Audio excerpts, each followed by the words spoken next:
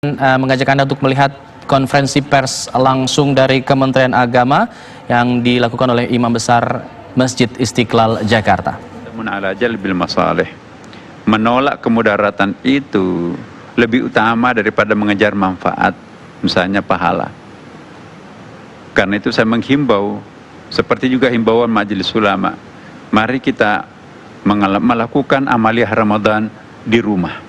Insya Allah, Allah Maha tahu apa yang kita lakukan.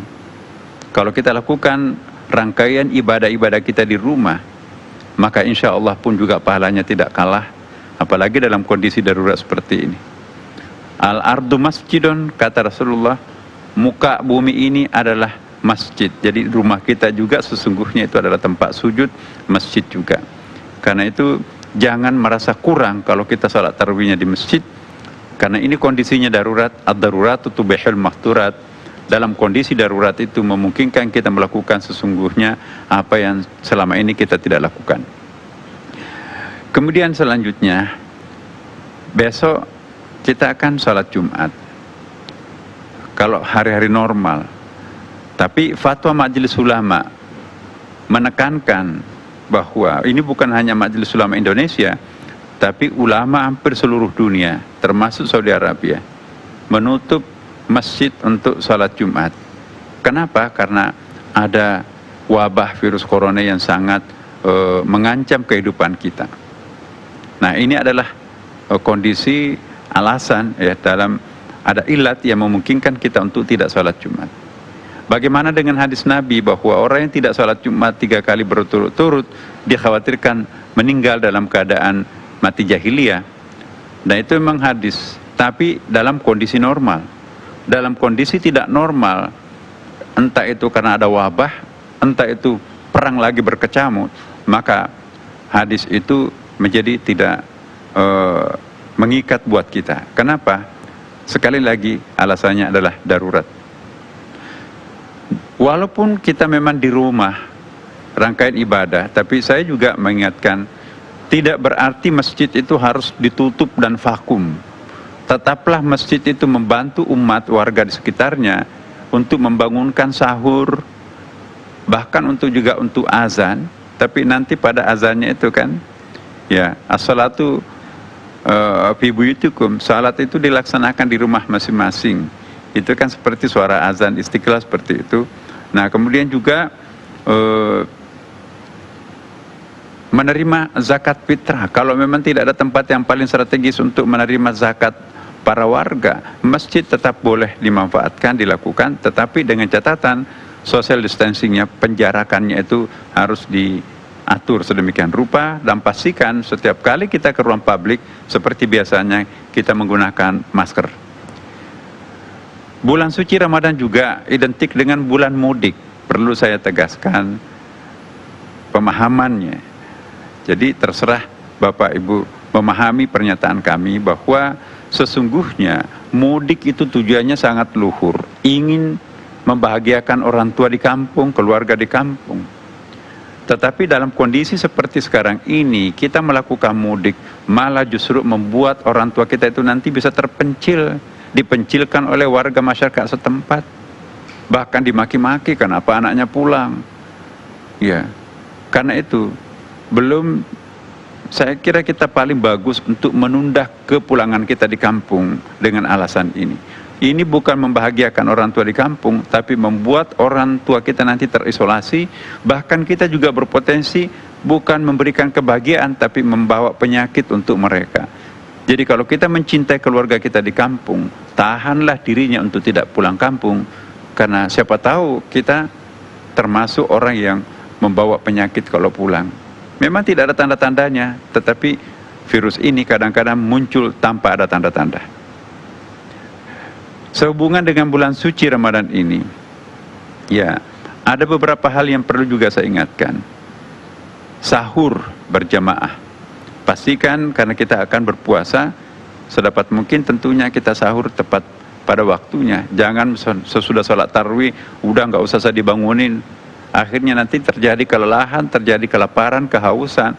Kenapa? Karena dia tidak makan sahur. Disunatkan kita sahur. puasa yang sempurna itu kalau kita lakukan juga sahur, ya sahur itu kan ada jam sahurnya kan. Jangan nanti makan malam sekaligus makan sahur. Nanti terjadi kelemahan fisik. Nah, kita perlu memperkuat daya tahan fisik kita dalam bulan suci Ramadan ini. Kemudian juga jangan ditunda pada waktu buka puasanya. Disunatkan kita buka puasa tepat pada waktunya, jangan menunda 1 jam, 2 jam. Makan tepat waktunya, karena kalau tidak nanti dikhawatirkan ada gangguan pada diri kesehatan.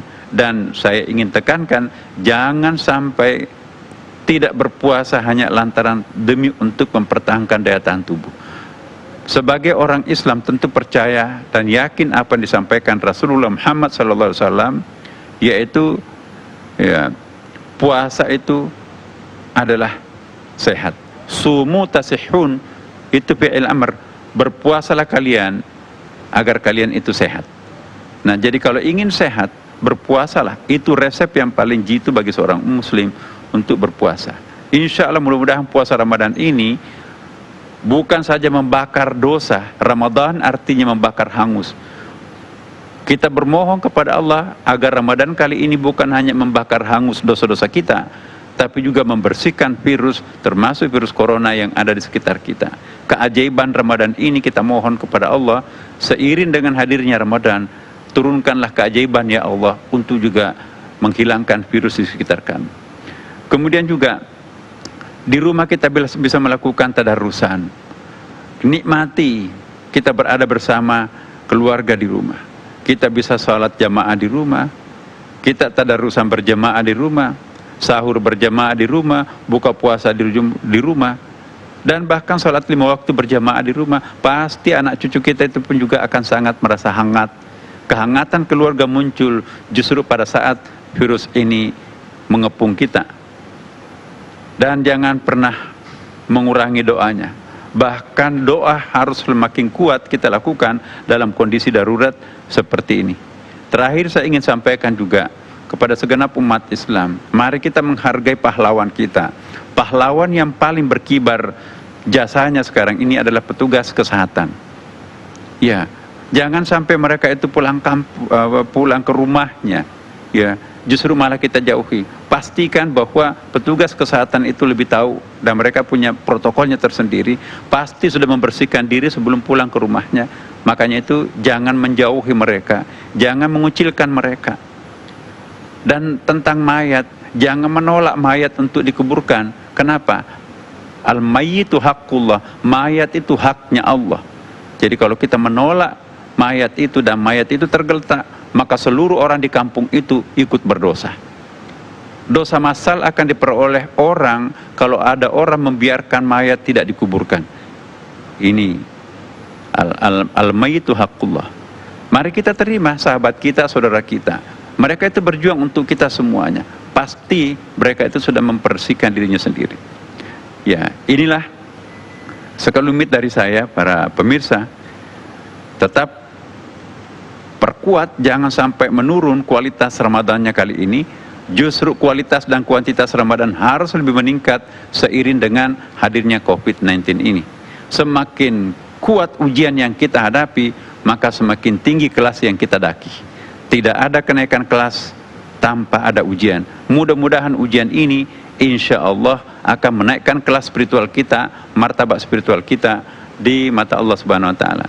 Para pemirsa, ingat, saya akan mengingatkan kembali pesan pencegahan yang seperti sebetulnya kita sering dengar juga. Pertama, tentu kita diminta cuci tangan dengan sabun dan air mengalir minimum 20 detik. Bagi kita umat Islam, baca basmalah lah, insya Allah berkah itu. Huruf banyak itu adalah litabarruk, ya kan, pemberkahan.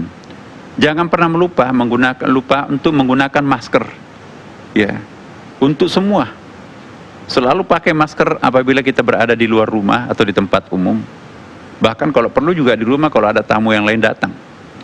Yang ketiga, jarak aman 1 sampai 2 meter. Kalau terpaksa kita harus hadir dalam satu acara tertentu, jaraknya harus teratur. Di rumah saja kita berada.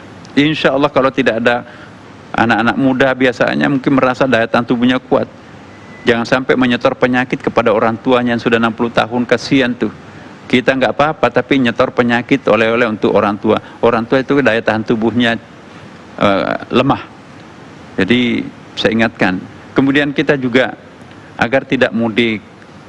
Bukan berarti tidak boleh mudik. Ada waktunya kita mudik. Insya Allah tepat waktunya nanti kita akan pulang. Dan kita bisa mengirimkan apapun yang kita inginkan terhadap orang tua melalui lembaga jasa yang ada, tanpa harus mengusik ketenangan warga setempat di kampung halaman setempat, yang juga berakibat pada terusiknya keluarga orang tua kita karena kita datang. Kehadiran kita membuat muka orang sana cemberut, tapi kita tidak pulang di sini sama dengan menghargai Rasulullah. Apabila ada virus mewabah di satu tempat, jangan pergi ke tempat itu. Tapi kalau sudah terlanjur ada di tempat itu, kata Rasulullah, jangan tinggalkan tempat itu, jangan keluar dari tempat itu. Itu hadis Bukhari. Bagi kita yang Ahlussunnah wal Jamaah itu sangat sahih. Mari kita meningkatkan perang melawan COVID. Artinya mari kita berdoa semoga kita bisa memenangkan pertarungan dengan virus ini. Inilah harapan dan himbauan kami, Bapak Ibu sekalian, semoga ada manfaatnya. Wallahul muwaffiq ila aqwamit thariq. Wassalamualaikum warahmatullahi wabarakatuh. Baru saja kita dengarkan himbauan resmi dari Kiai Haji Nasaruddin Umar selaku Imam Besar Masjid Istiqlal yang menghimbau agar kita beribadah Ramadan di rumah bagi umat muslim, karena dalam kondisi darurat memperbolehkan kita untuk ibadah tidak di masjid, bisa dilakukan di rumah. Kiai Haji Nasaruddin Umar juga menghimbau untuk tidak mudik terlebih dahulu dan menunda kepulangan untuk menjaga kesehatan dari keluarga kita yang berada di daerah. Sekaligus kita diminta untuk memaksimalkan ibadah bulan suci Ramadan dan terus berdoa agar kemudian virus corona ini segera diangkat oleh Allah Subhanahu wa taala dan kita bisa terbebas lagi dari virus corona. Kabar khusus harus jeda dulu. Kami akan kembali lagi nanti bersama rekan saya Caca Anissa selepas jeda kami kembali.